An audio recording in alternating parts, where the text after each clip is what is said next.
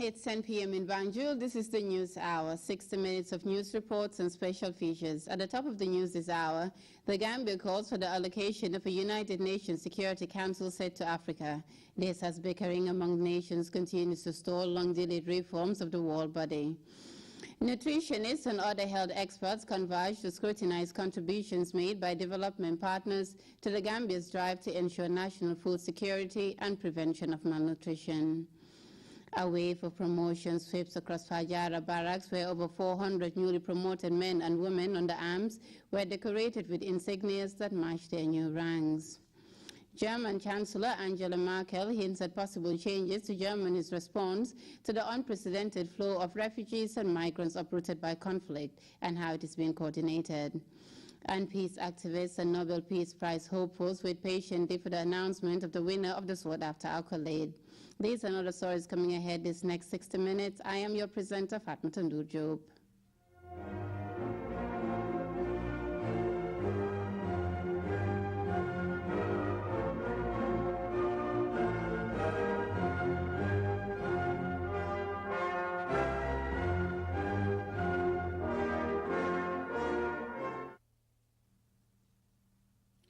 The Vice President and Minister of Women's Affairs on Wednesday presided over the official opening of the post-Congress workshop of the Third World Public Health and Nutrition.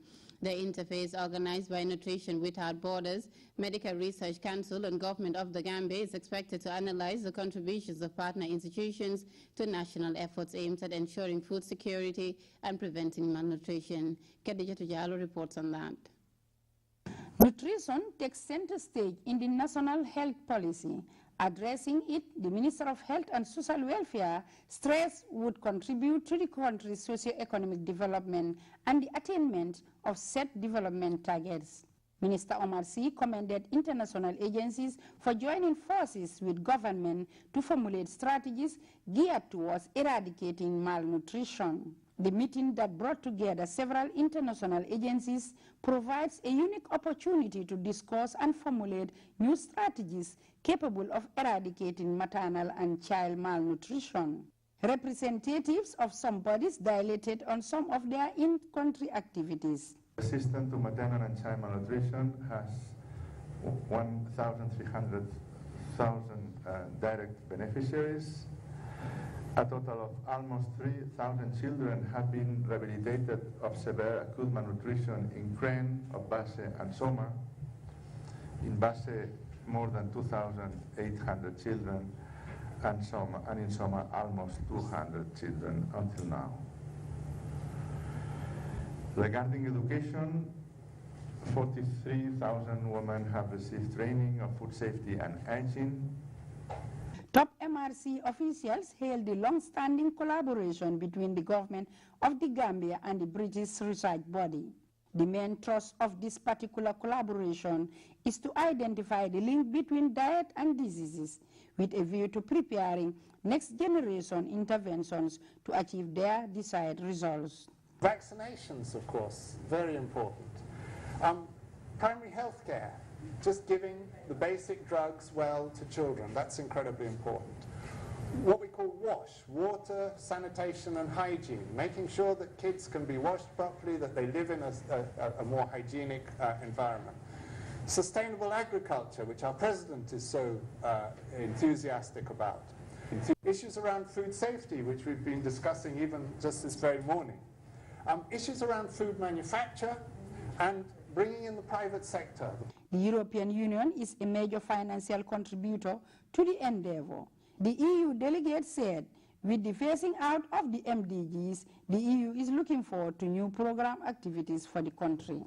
Nutrition is included as an aspect under the recently approved 33 million 11th EDF allocation to the Gambia, to be put in place with support from our counterpart organisation in government called the National Authorising Office. Furthermore, there are additional funds in the pipeline from other EU budget lines. Depending on final programming decisions in the coming months, it's expected in 2016 there will be a number of new projects in the area of nutrition and food security involving partners from the UN family, NGOs, as well as other actors. The Vice President and Minister of Women's Affairs described the event as timely, stating it comes at a time when the MDGs are being replaced by Sustainable Development Goals.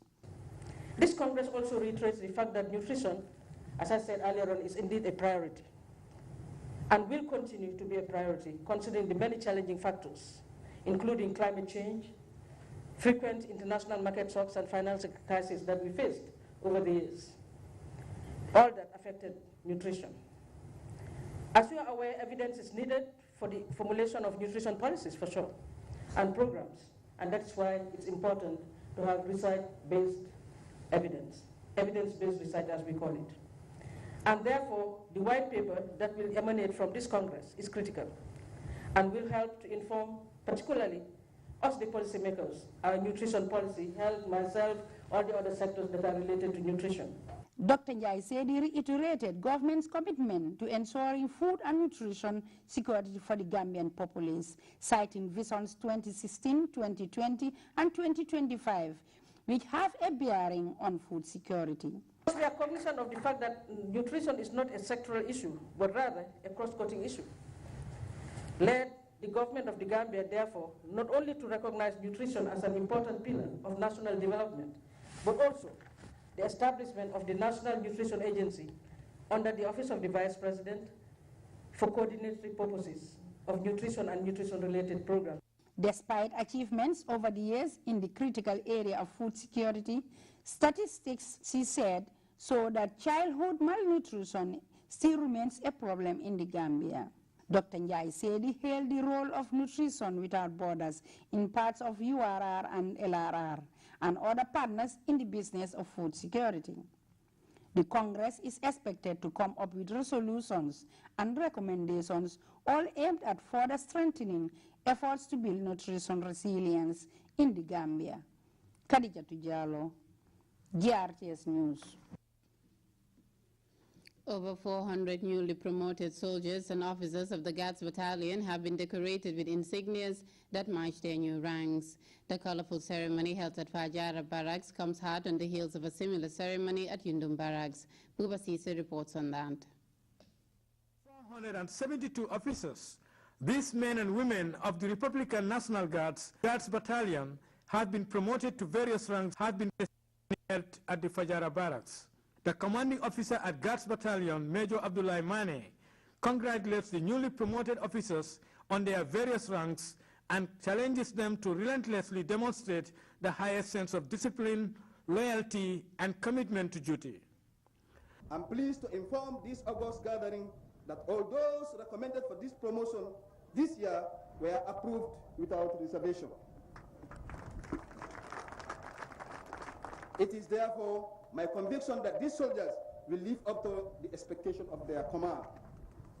Please accept my congratulations and best wishes on behalf of the Commander, Republican National Guards, officers and men of Guards Battalion, and the entire armed forces. Therefore, you are expected to maintain the highest sense of discipline, loyalty, commitment to national duty.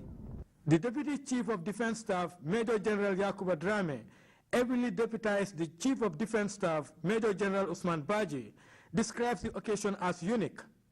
He says, in his opinion, promotion is a gift from God, which calls for commitment, integrity, and loyalty to the institution. In my opinion, promotion is a gift from God, simply because man would always propose, and God is there to end those that propose us. From the very beginning you joined the military, your life pattern, the way you should transcend in life is prescribed by God. And that is why what is due to you, you will definitely get it. Do not be greedy. Do not be in a rush. You should be very consistent and adamant in your approach to your job. So it calls for commitments, it calls for devotion, it calls for high sense of responsibilities, it calls for integrity, it calls for loyalty and selfless services. And indeed, it calls for one's absolute commitment to duty. The Deputy Chief of Defense Staff underscores the continuous support rendered by the Commander-in-Chief of the Gambia Armed Forces. His Excellency Sir Professor Alhaji Dr. Yahya AJJ Jammeh Babil Malsa. Major General Yakuba Drame reiterates the importance of security and peace, and at the same time calls on officers to keep on demonstrating discipline at all times. In the service of our nation, in the service of our nation, in the service of the Gambia Armed Forces as a credible defense instrument, and most importantly, in the service of our Commander-in-Chief of the Armed Forces, His Excellency Sheikh Professor Alhaj Dr. Yahya AJJ Jammeh Babili Mansa. In the military, discipline is very fundamental. It's the creed of our profession. Discipline, in my opinion, should not only be confined to the barracks, but rather when we go out of the barracks, we should be prepared to demonstrate and exhibit high sense of discipline, more so when we interact with our brothers and sisters outside uniform. Sergeant Babukar Ba delivers the vote of thanks on behalf of his newly promoted colleagues. Sir, on behalf of my fellow promoters, I will assure you that we are ready to take up our responsibilities as junior and senior non-commissioned officers. Sir, on that note, we the promoted soldiers wish to express special thanks and appreciation to the Commander-in-Chief of the Gambia Armed Forces, His Excellency the President, Sir Professor Dr. Alhaji Yahya AJJ Jammeh. For without his final approval, we will not be here to witness this great achievement in the armed forces. May God the Almighty guide and protect him. We also wish to thank our able CEO, Major Abdullah Mane, and the board that sat to make this great recommendation. May God reward you all. By extension, we wish to convey our sincere appreciation to the leadership of GAO for the approval of this promotion. Finally, I wish to thank all of you who come to witness this great occasion in our lives, most especially family members, wives, and friends. This ceremony witnessed the decoration of non-commissioned officers whose primary responsibility is to execute military operations and missions with leadership and managerial skills. They are regarded as the backbone of the Army, Buba SMCC, GRTS. Numbering 400.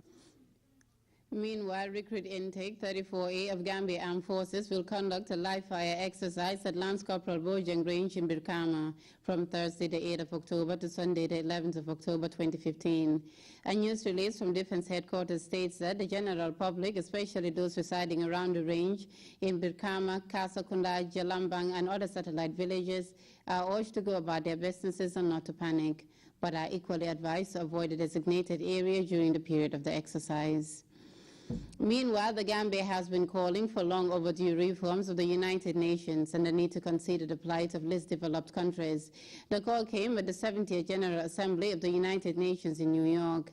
Ibrahim Abadi was following the proceedings of the high-level convergence and also witnessed the historic hoisting of the Palestinian flag at the World Body's headquarters, and this is his report. 15 years ago to discuss, among other things, ways of ending poverty. It was known as the Millennium Development Goals. Now it's 2015. World leaders are deciding once more to discuss or come up with a new way of ending poverty and ensuring development in member nations. These development goals are known as the Sustainable Development Goals, popularly known as the SDGs. How is this going to be achieved? This is food for thought, not only for members of the United Nations, but for anyone who is here to witness history being made. Critical period for the United Nations as member nations are clamoring for a fair share of the pie. It is not only about meeting the targets such as the post-millennium development goals or the SDGs. There are other issues that should be addressed as well. Efforts for the UN as a body to embrace much-needed reforms have always been pouring in each time the UN General Assembly meets. This historic occasion offers some delegates a unique opportunity to renew the call. The UN as a body has achieved a lot over the years, but there is a lot that can be achieved further, including the reform of the Security Council. As you have listened and heard from various speakers, yes, we need the Security Council, but its current structure and formation is not reflective of existing realities. Therefore, there are countries that need also to be represented on that council. And if that cannot be achieved, then another way of achieving some kind of equality is to reduce the use of veto to very specific issues and not allow those members that are in the Security Council, the 5 permanent members, to veto almost anything that comes into the Security Council. So the reform can be achieved in both ways: allow other countries to be represented, or reduce the use of veto to only specific and few issues that will be agreed by all member nations. It's true. The clarion call was always there. His Excellency the President and his peers have always been enforcing that Africa must have 2 permanent seats and 2 temporary seats, as it were, non-permanent seats, as we call them. They've been harping on this, and anytime the UN meets, they put it aside. They are not taking heed on what the world African leaders are saying. And Africa is just saying that it's our time. We must be given that opportunity. Africa is a great continent. The President said it in his speech: 1 billion people, 54 countries that are independent. It's not a small continent for sure, and a continent with so much resources, but unfortunately people meddle with it. That's why we cannot even move ahead. But I think Africans are now ready to move ahead. The General Assembly usually accommodates all sorts of suggestions on ways of achieving set targets and setting certain benchmarks. On this 70th session, some delegates called on the UN to consider giving chance to women to serve as Secretary General. No woman has ever occupied this position since the world body was founded. However, some people think it should be a gradual process. I think that is a challenge generally. Even this country I'm talking to, they have a female candidate. I will sure that she will even win becoming the next president of the United States. But that's the thing about gender. Gender, there are a lot of misconceptions about gender. There are a lot of misconceptions about women's leadership. There are a lot of misconceptions about women in general. So gender equity, equality, and the empowerment we must continue. The process must continue. But I'm sure the world will reach a point one day where we'll have a female Secretary General, just like we never thought of having a female president in Africa. Today, Johnson Sirleaf is one of them. Or a vice president, or a minister who is female, or a female CEO, and so on. Today, it's there for everybody to see. And some of those women have been doing very well in their positions. And I have no doubt in my mind that if women continue to perform, the society would have confidence in them and have confidence in putting them in those positions of trust, but also have all these negative thoughts that they have about women put aside. I have no doubt it will happen one day, inshallah. The 70th session of the UN General Assembly would be remembered as the year the Palestinian flag was hoisted, among the hundreds of flags flying at the UN. Yeah, I think it's a laudable idea that at least Palestine is recognized. We've been clamoring over that. His Excellency the President, the AU, I mean the whole world, really. Now even you can see Europe, even America, there is consensus now, to some extent, where they are really concerned about the injustice. It cannot continue. You cannot have a state that is stateless, as it were. And that is exactly what is happening to Palestine. Palestine doesn't seem to have a state of its own. And that is unjust. Just like we were concerned when Israel also didn't have a state of its own in the past. When there was the genocide, the whole world got up. Now we should do the same for Palestine to ensure that 2 states live together in harmony. And I think today Benjamin Netanyahu did mention at least the 2-state issue, which he never did in the past. So that is progress, and we should commend him for that, and commend the world leaders for insisting on that. And I think really yesterday would be part of our history books, that at least we have the Palestinian flag at the level of the United Nations, and that Palestine would join the Committee of Nations as equal to all of us. And I think that is commendable. We should commend our world leaders for insisting on that. We should commend His Excellency the President for fighting that issue as well. But it doesn't stop here. Jerusalem being the capital of Palestine is the next issue that is of concern. So the world leaders should continue clamoring for that. The baseline for the agreement concerning UN reforms is about the need for Africa to have a permanent seat in the Security Council and for the plight of the least developed countries to be reconsidered by the world body. Ibrahima Balde, GRTS News. Members of the legislative arm of government have joined the national effort to end open defecation by 2017. Officials spearheading the effort want the lawmakers to use their influence to discourage the practice in their constituencies.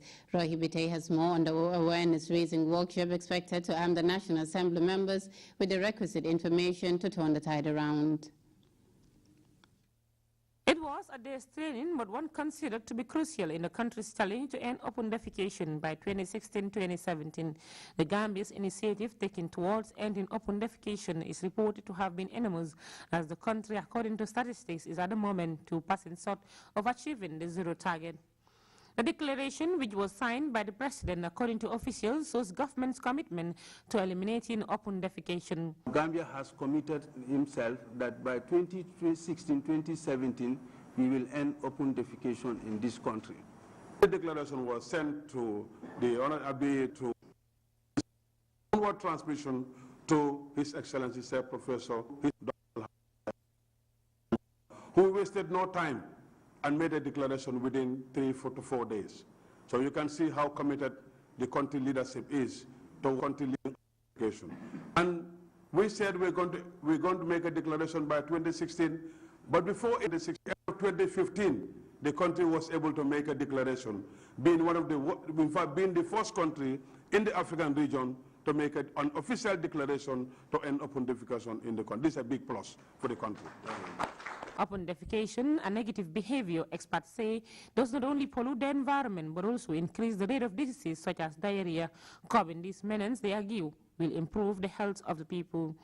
We know that people going out into the bush to defecate, it is linked to behavior, and this is a negative behavior, and we need to work together to fight this negative behavior, to make it a positive one, for people to be using latrines, so that we can be able to cut down the number of diarrheal diseases in our communities, and also so that we can be able to cut down the number of environmental-related risks associated with open defecation in our area. There comes the role of the National Assembly members, who they say can greatly help in sharing information to their various constituencies, so as to help the country attain its target. Honorable Saini Mbaye, member for Upper Salum, speaking on behalf of his colleagues, hailed the health officials for engaging them in such forums. According to him, they are happy to be associated with such initiatives. If you go to the rural communities in this country, it is a challenge. It is a big challenge. And I think with you coming up with this thing, will definitely improve the health standard of the Gambian people. With sessions taking them through national, regional, as well as global sanitation situations and initiatives, and also challenges and approaches to end open defecation, it is hoped that members of the National Assembly would gather the relevant information required to share with their constituencies to help eliminate open defecation in the country. Rohi Bitey, GRTS. An information technology expert is perhaps the most unlikely person to take on powerful companies that own tea plantations, harvest and package the nice leaves we use to make tea. But Bankole Azadi has set out on a mission to get Gambians to embrace the mbonbor and centuries-old local herbs we use to make hot beverages. The geek recently sat down with GRTS's Samuel Ba and began by recounting how his crusade to turn Gambians' preferences one cup at a time started.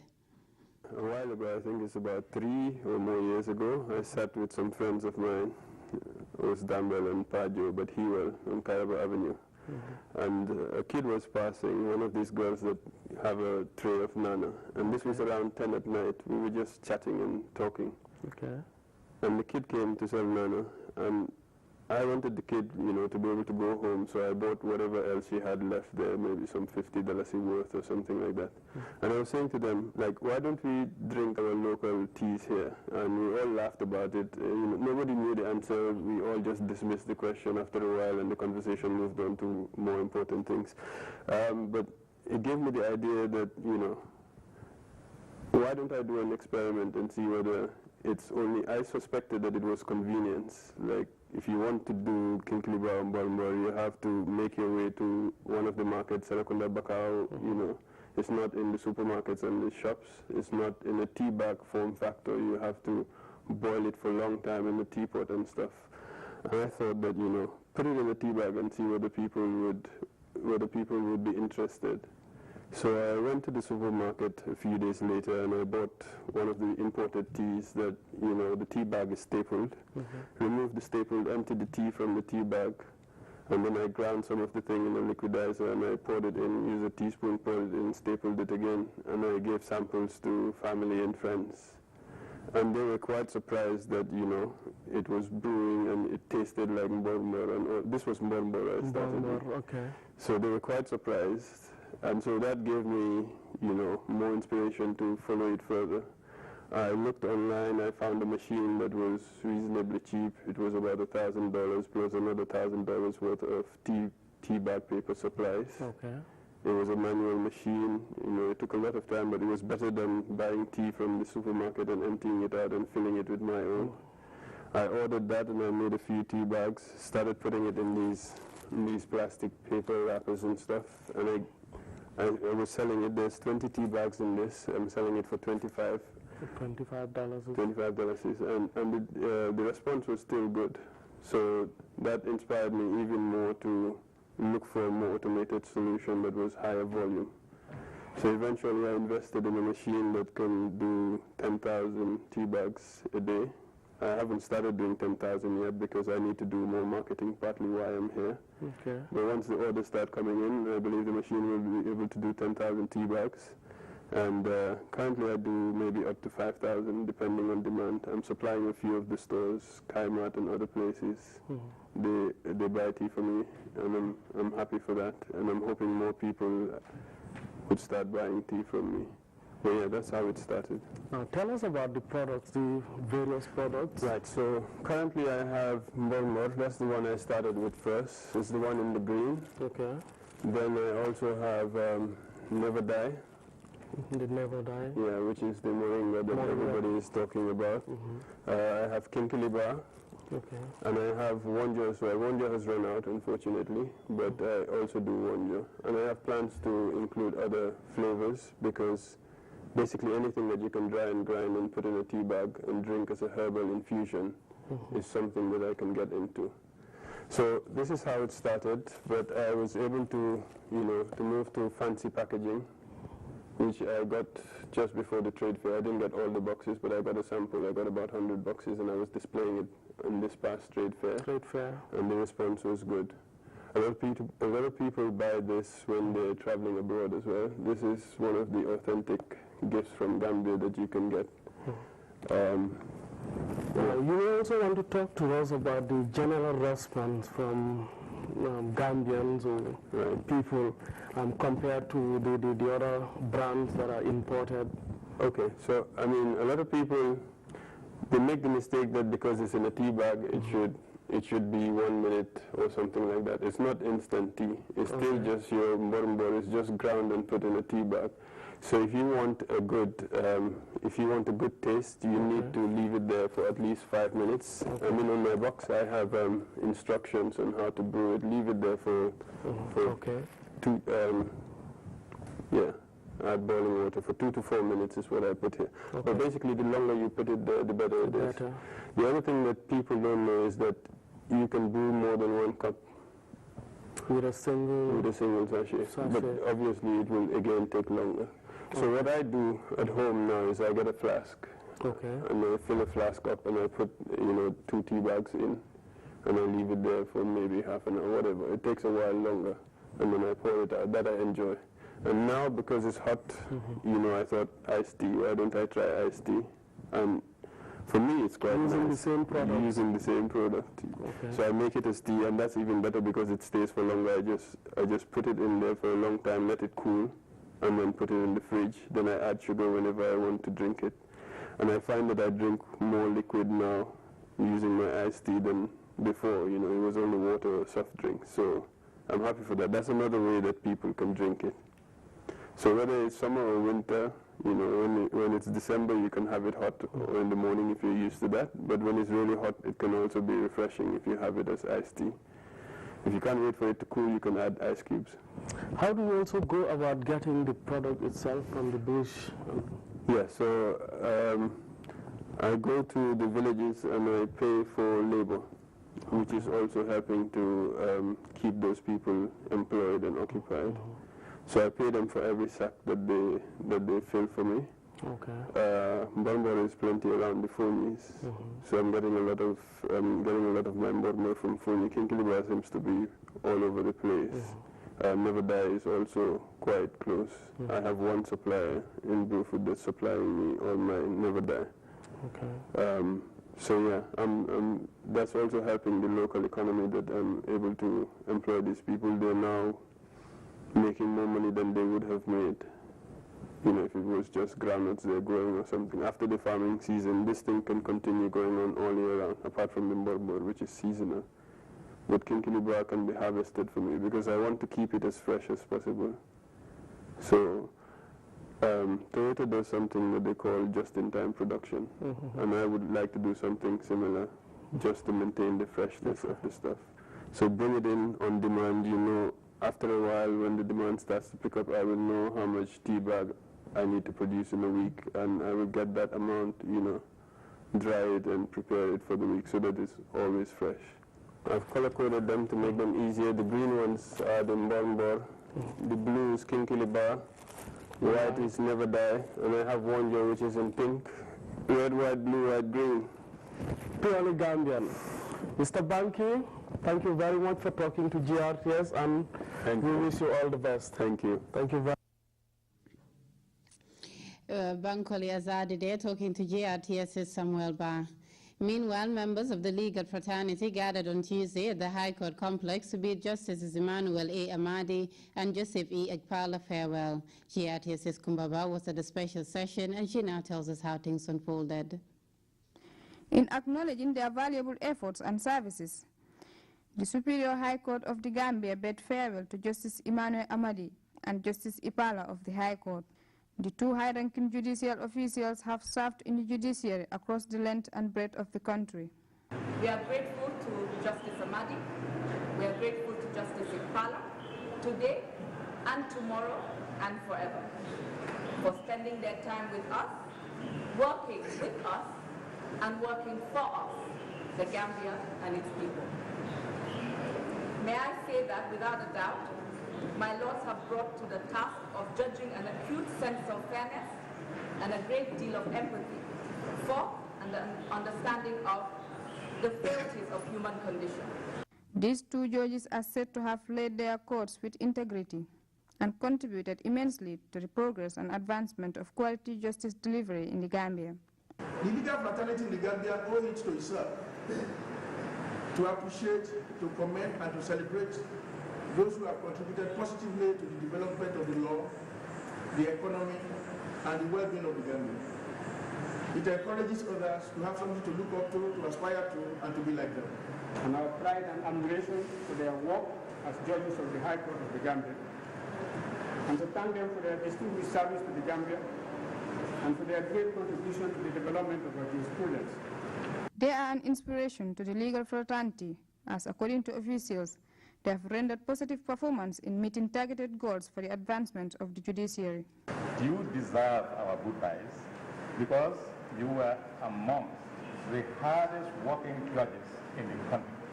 Gifts were presented to the two outgoing judges in recognition of their outstanding performance. Delivering a statement on behalf of the Attorney General and Minister of Justice, the Solicitor General recognizes the efforts of the two eminent judges during their tenure in office. This, he said, is an assessment of the progress registered. My presence here today is also a testimony to the importance the government of the Gambia attaches to the well-being, protection, and development of fundamental rights. We are and will continue to be committed to this cause. We therefore urge members of the judiciary to continue in working tirelessly in facilitating and promoting fundamental rights. To this end, we applaud the many initiatives taken by the government of Nigeria over the last decade in making the right to fair trial and access to justice a reality in this country. Justice Emmanuel Amadi urges lawyers to be committed to their work, as they play a crucial role in the advancement of the judiciary.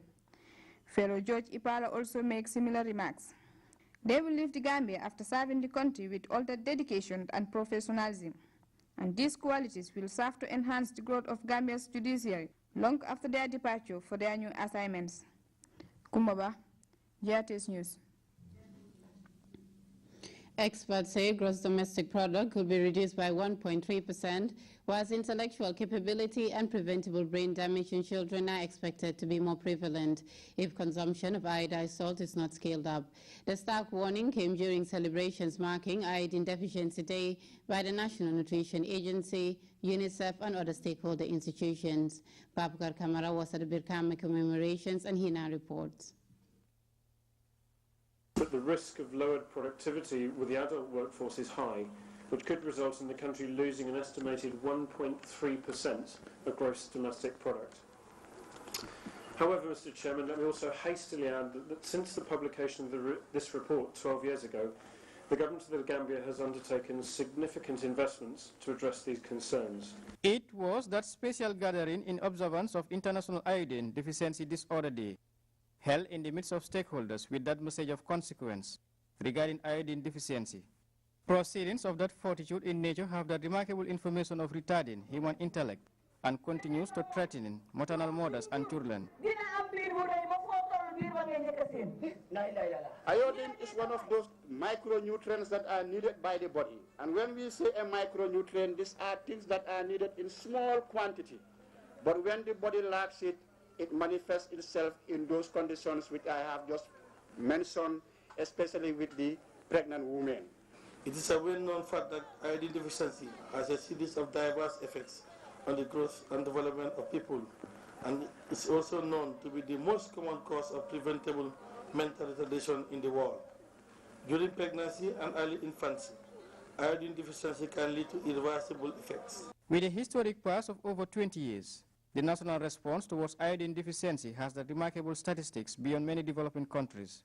But that achievement quite fell short of international standards, prompting a more committed response from actors. Around 1993, where we have been working with Dar Salami in the North Bank Division, and we have been making some gains trying to make sure that the population consumes iodized salt. The first surveys that were done in this country show nothing more than 7% of households were consuming iodized salt by then. But collectively we were making some efforts and moved it from 7% to 33%.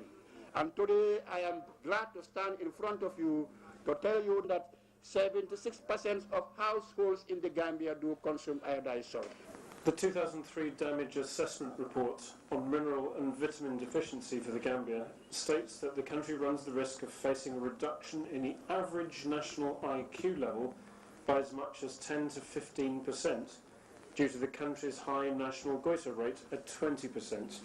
This resulting from moderate but widespread forms of iodine deficiency. This is impacting on the whole country.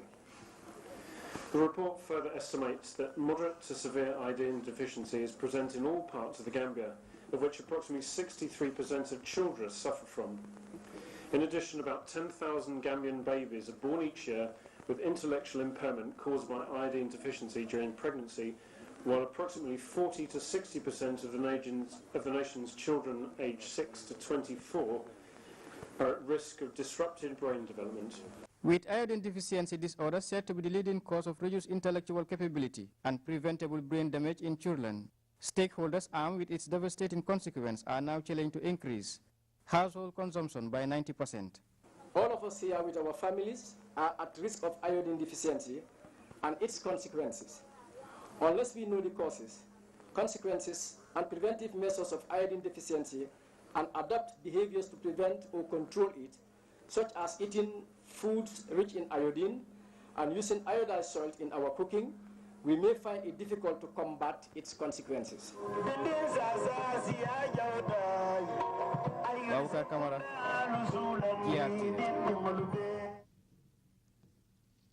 Gambia Teachers Union, Education International, and UNESCO have close ranks to, among other things, formulate strategies designed to ensure education for all. The three-day interface that has a global teacher effort for education as a team has attracted a broad range of educationalists. Louis Mendy reports on that. A dialogue aimed at bettering education is ongoing in Banjul. The 3-day assembly of teachers, head of schools, school managers from national executive committees, the status of women committees, board of directors, and members of the local education group is convened by the Gambia Teachers Union in partnership with Education International and UNESCO. The ultimate goal is to advance the thinking on teacher effectiveness by engaging teachers in the participatory needs assessment to progress that will serve as the basis for the collective elaboration of policy proposals that reflect the reality of classroom and aims to enhance quality of teaching, hence the theme, the Global Teachers' Effort for Better Education. We know we have quality teachers. We know we have quality education officers.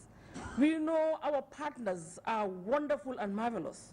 But if you have to choose, you will definitely have to use a criteria.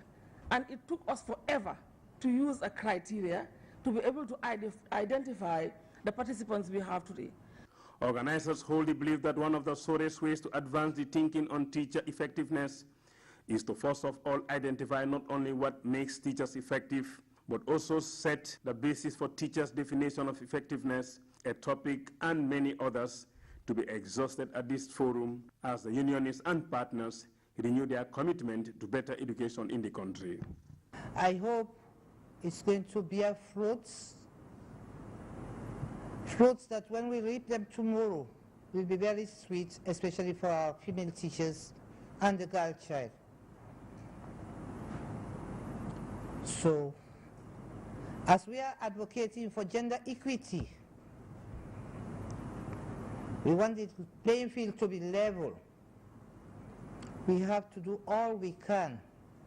By that I mean the female teachers, together with our male counterparts, work very hard so that whatever is documented here today will be a sweet fruit. What should also be done to retain teachers in the system is one of the topics set for debate here, recognized as a major contributor to quality education. Teacher welfare is already high on the GTO agenda, demonstrated by the provision of teacher villages. We have decided that we will build the homes and give them to teachers on loans as mortgage and recover the money from them as they teach. You see, I'm talking about goal number 4. You cannot have quality education if the role we are playing for government is not consolidated. The idea of retention, you don't retain people in a place they are not comfortable to stay. That comfort is what we as a credit union seek to provide. That's the motivation. I know it is not something that we can achieve overnight. This workshop would not be a panacea to that problem, but it's going to be one of the efforts, the initiatives that could make us reach our final goal. I am sure this is also one of the many efforts that have been made in the past to build capacities of teachers, and it is ongoing. There are various areas that our capacities need to be built.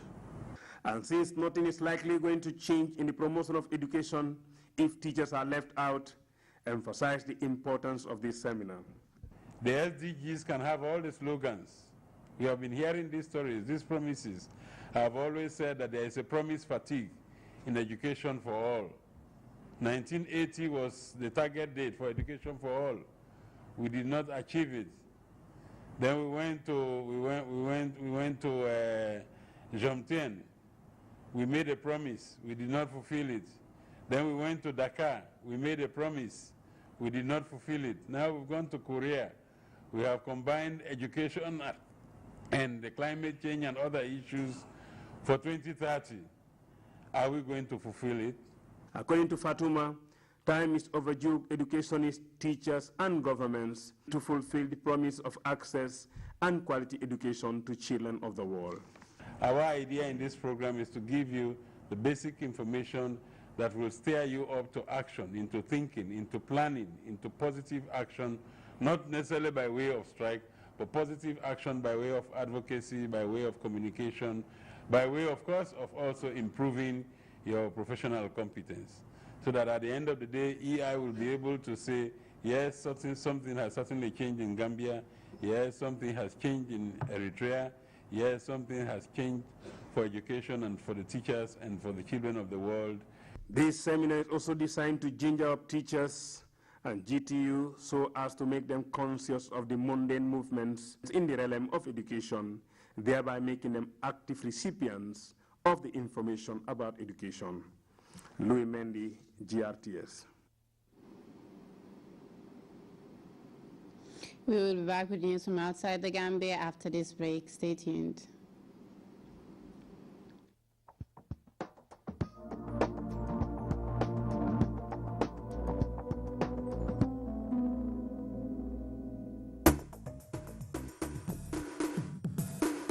If you're watching, you're welcome to your program One-on-One The Exclusive. My guest tonight,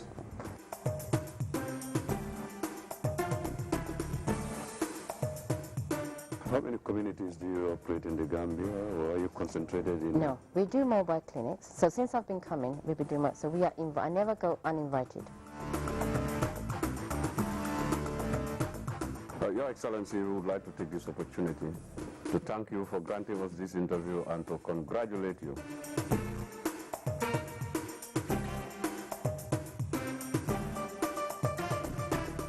We must be independent, not only as a nation, but as individuals and as communities, as villages and towns. We must take our development into our own hands. I believe everything we do. Can you be optimistic about the future? I'm always optimistic.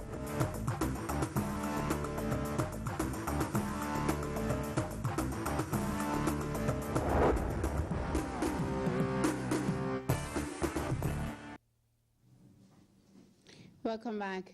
The migrant crisis is a challenge for Europe as a whole, but a special challenge for Germany.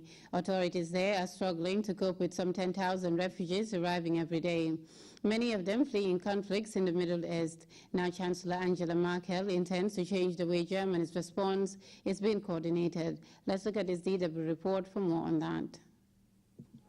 Germans are known for their perfectionism, but that often slows things down. Moving historic numbers of refugees from initial reception centres to permanent housing, creating jobs for them and integrating them into society, this has increasingly overstrained existing structures, and the flood of new arrivals continues. That's why the Chancellery is now taking control of coordinating all of these activities. Angela Merkel has made refugee policy a top priority. She's named Peter Altmaier, Chief of Staff of the Chancellery, as the new coordinator. He is to have a team of staff to assist him. Government circles believe that in the light of this ongoing crisis, it's meant to assist rather than disempower Minister of the Interior Thomas de Maizière.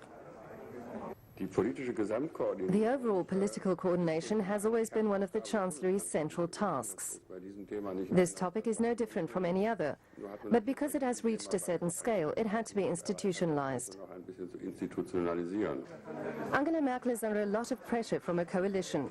34 CDU party officials have written a letter to criticize her open border policy as contradicting German and European law.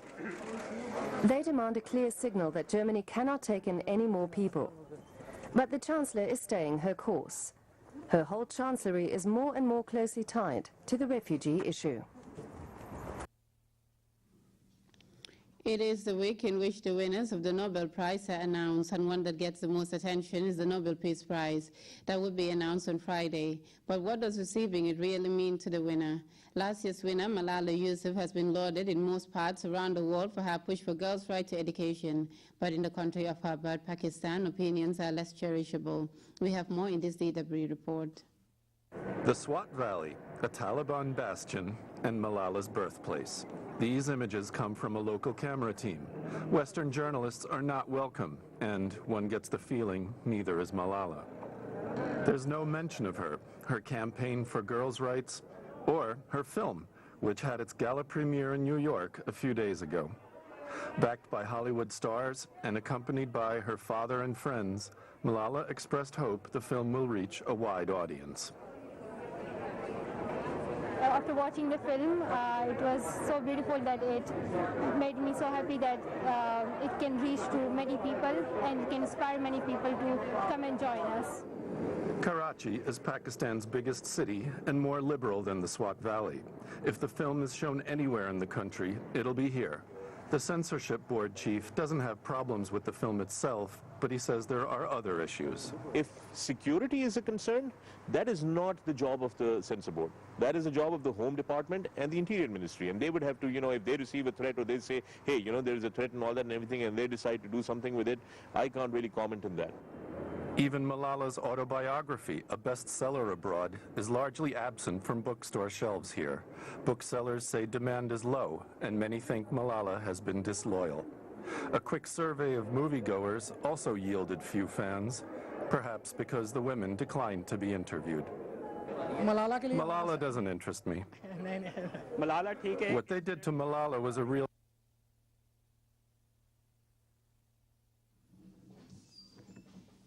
We take our second break now. A look at sports when we return.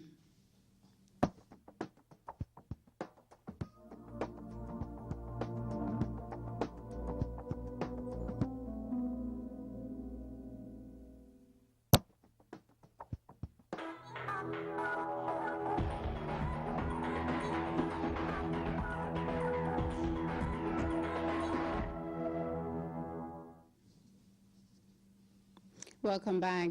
We need them and they can help us to victory. Coach Raul Savoy tells fans ahead of the crucial World Cup preliminary qualifiers against Namibia.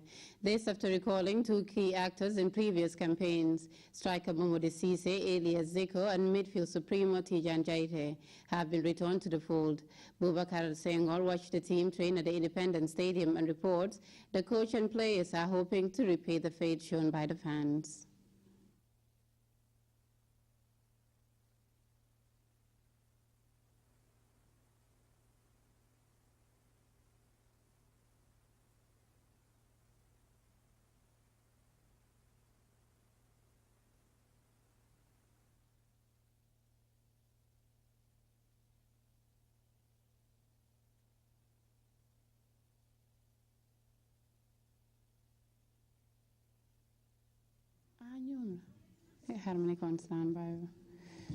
And before we take leave of you, a recap of the day's main stories. Sorry for that technical difficulty.